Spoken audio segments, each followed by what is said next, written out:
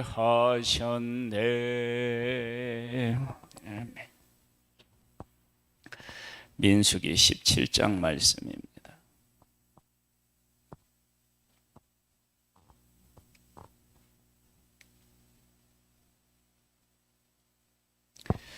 민수기 17장입니다.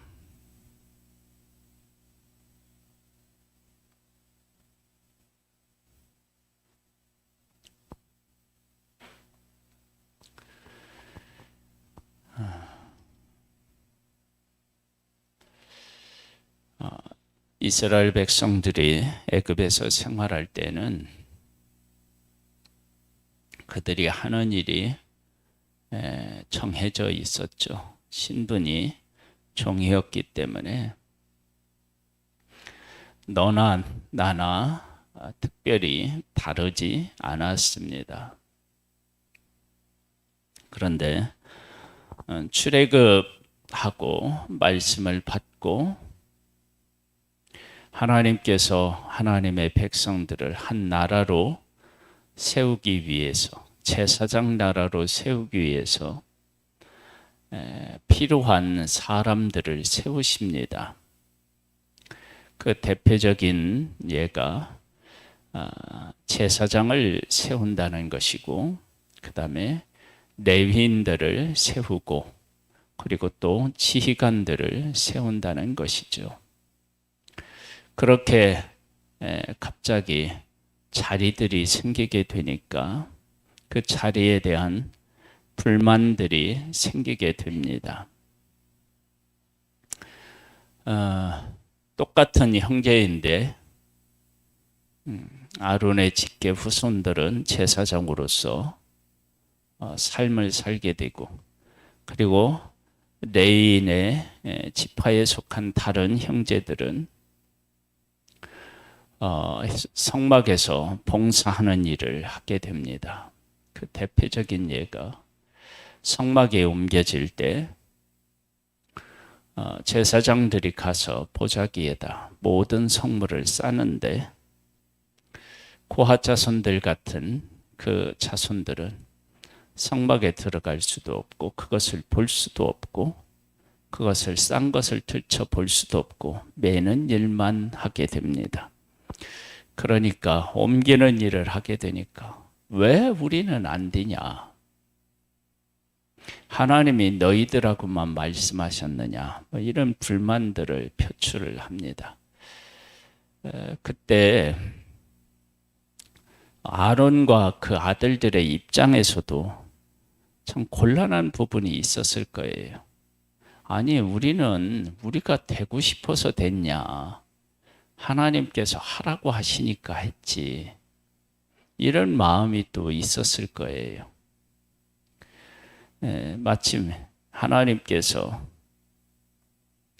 야곱의 12 아들들 중에서 요셉에게 꿈을 주시고, 요셉을 특별히 사랑하시고, 이런 모습을 통해서 형제들이 불만을 토로하죠. 그거와 비슷하죠. 그 일에 대해서 하나님이 어떻게, 그 일에 대해서 어떻게 하나님이 말씀하시고 어떤 일을 하셨느냐라고 하는 것이 쌍난 지팡이에서 잘 나타납니다. 보겠습니다.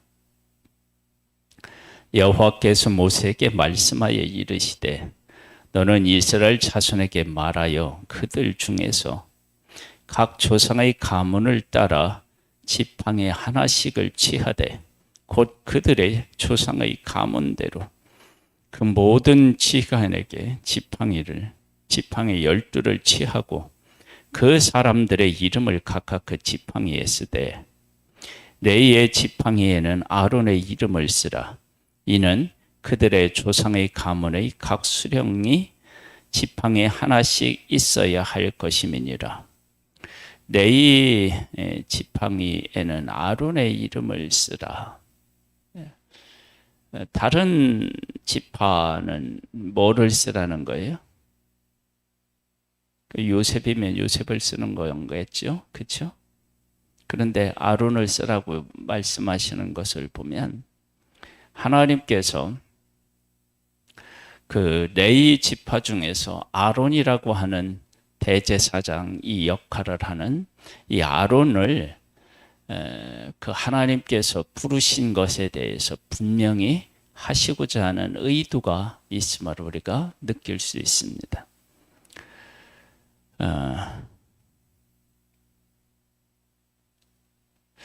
그 지팡이를 회막 안에서 내가 너희와 만나는 곳인 증거궤 앞에 두라. 내가 택한 자의 지팡이에는 싹이 나리니 이것으로 이스라엘 자손이 너희에게 대하여 원망하는 말을 내 앞에서 그치게 하리라. 모세가 이스라엘 자손에게 말하매 그들의 지휘관들이 각 지파대로 지팡이 하나씩을 그에게 주었으니 그 지팡이가 모두 12이라 그 중에 아론의 지팡이가 있었더라. 모세가 그 지팡이들을 증거의 장막 안 여호와 앞에 두었더라. 이튿날 모세가 증거의 장막에 들어가 본즉 레위 집을 위하여 낸 아론의 지팡이에 움이 돋고 순이 나고 꽃이 피어서 살구 열매가 열렸더라. 지팡이는 마른 지팡이죠. 그런데 그 지팡이에 움이 돋고 싹이 나고 그 다음에 잎이 나고 자라나고 그 다음에 이제 열매까지 열렸습니다. 이것은 하나님께서 아론이라고 하는 제사장을 선택하셨다라고 하는 것을 분명히 하심과 동시에 여기에 담겨져 있는 또 다른 교훈들을 우리가 찾아볼 수 있습니다. 그 첫 번째는 아론이라고 하는 존재, 즉 각 지파의 지휘관들에게 뭐가 있었음을 알 수 있어요? 지팡이가 있었음을 알 수 있죠. 그러니까 하나씩 가져오라 그랬잖아요.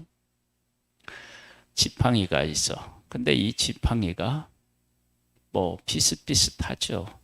마른 지팡이다 그러면. 그런데 아론을 선택했다. 하나님이 선택하셨다. 그러니까 선택하시니까 어떤 일이 생겼어요? 움이 돋고, 그렇죠? 잎이 나오고 자라나고 꽃이 피고 열매가 맺었다. 그러면 이건 누가 하시는 일이냐? 하나님이 하시는 일이다. 그러니까 아론이라고 하는 존재를 너희들이 인정하고 싶지 않겠지. 왜냐하면 우리들하고 크게 다르지 않은 사람이니까. 그런데 지금은 완전히 다른 존재로 서 있지. 그러면 그것이 아론이 그렇게 달라진 존재로 이렇게 살아가는 게 아니라 내가 그렇게 했다. 뭐냐면 마른 막대기 중에 아론이 막대기 지팡이에 움이 돋고 또 이렇게 싹이 나고 그리고 자라나서 꽃이 피고 열매를 맺었잖아. 지금 아론에게 싹이 나고 아론의 삶에 싹이 나고 자라나고 꽃이 피고 열매를 맺었다. 그럼 그건 아론의 일이 아니라 내 일이다. 내 일. 내가 한 일이다. 그것을 하나님이 분명히 말씀하고 계신 거예요. 그 다음에 하나님께서 이렇게 지금 지팡이를 가지고 오게 하시는 이유는 뭐냐면 원망하는 말을 너희에 대하여 하나님이 아니라 너희에 대하여 원망하는 말을 내 앞에서 그치게 하리라 그렇게 말씀하셨어요. 그러면 이렇게 자기들에게 권위를 부여하는 것이 하나님께서 모세에게 말씀하시기도 하고 아론에게도 말씀하시기도 하면 모세와 아론이 자기들 중심으로 그러한 것들을 짜냈다. 그렇게 생각할 수 있잖아요.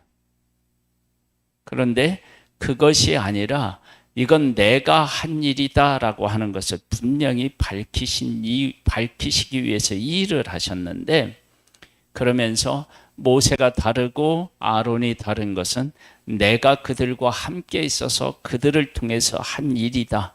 그것을 말씀하신 것이고, 두 번째는 이스라엘이라고 하는 한 나라를 하나님이 어떻게 앞으로 세우고 그들을 사용하실지를 이 지팡이를 통해서 말씀하고 계신 거예요. 왜냐?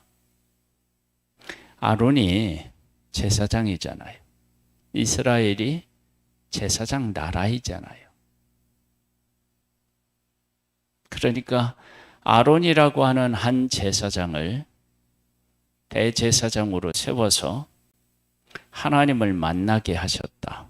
그러면 하나님께서 이스라엘이라고 하는 나라를 제사장 나라로 세웠기 때문에 앞으로 하나님의 나라 이스라엘을 종살이하던 그들, 그 누구도 알아주지 않던 그들을 세워서, 마른 막다기 같은 그들을 세워서 그들에게서 싹이 나고 꽃이 피고 열매가 맺는 일들이 이스라엘이라는 나라를 통해서 이루어질 것이다 라고 하는 사실을 분명히 지금 하고 계신 거예요.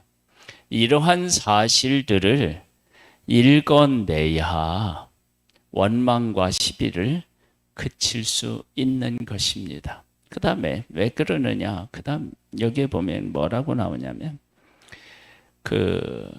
너희에 대하여 원망하는 말을 내 앞에서 그치게 하리라.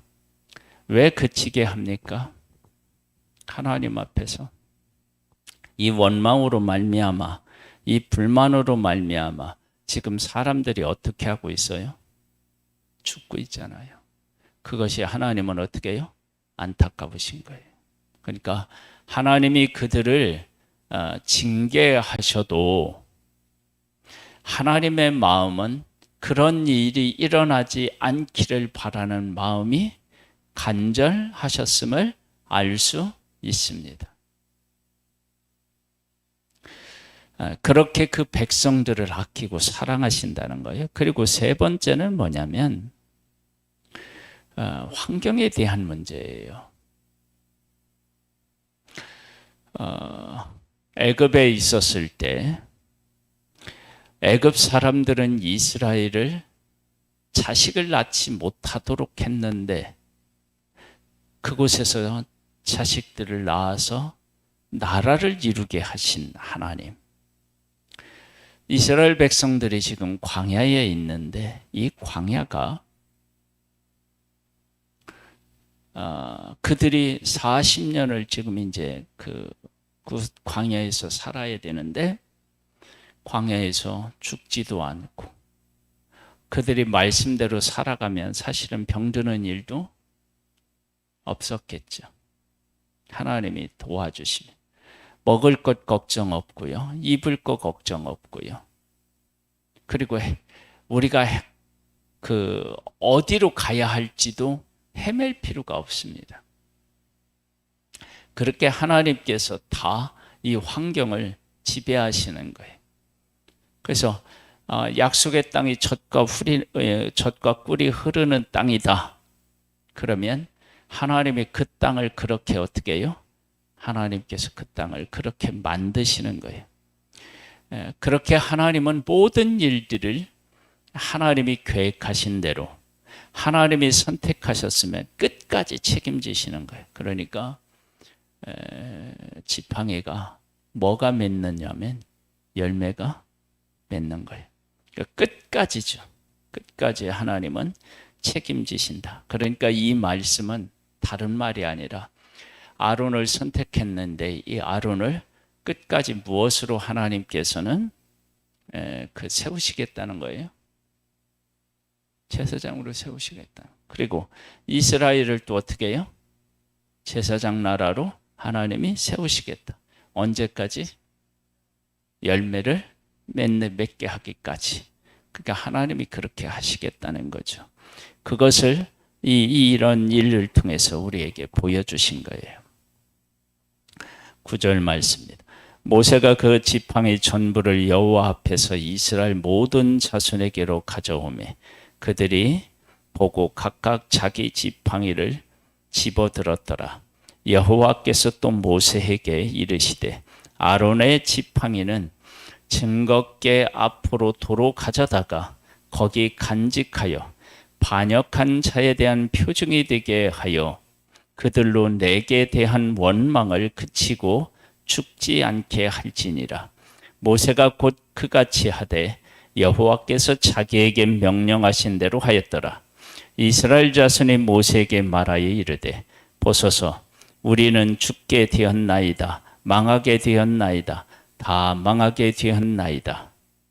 가까이 나아가는 자 곧 여호와의 성막에 가까이 나아가는 자마다 다 죽사오니 우리가 다 망하여야 하리이까. 하나님은 죽지 않게 하기 위해서 이것을 계획하고 이렇게 일하셨는데 하나님의 백성들은 지금 어떻게 다시 죽게 되었다고 이야기해요. 그러니까 지금 하나님의 백성이 하나님의 마음을 얼마나 헤아리지 못하고 있는지를 아는 거예요. 이러한 자들을, 마른 막대와 같은 이러한 자들을 제사장 나라로 세워서 우미 듣고 싹이 나고 그 다음에 또 어떻게 해요? 자라나서 꽃이 피고 열매가 맺도록 하나님이 그들을 세우겠다. 그것을 우리에게 분명히 말씀하고 계십니다. 우리는 부족하지만 우리를 택하신 하나님께서는 우리를 통해서 땅끝까지 이르러 증인이 되게 하시는 이 일들을 이루어 가실 것입니다. 하나님 아버지, 우리의 삶이 하나님 안에 있음을 고백합니다. 하나님께서 우리를 통하여서 일을 하실 때 왜 그렇게 일하시는지 그 마음을 헤아리고 그 뜻을 헤아리며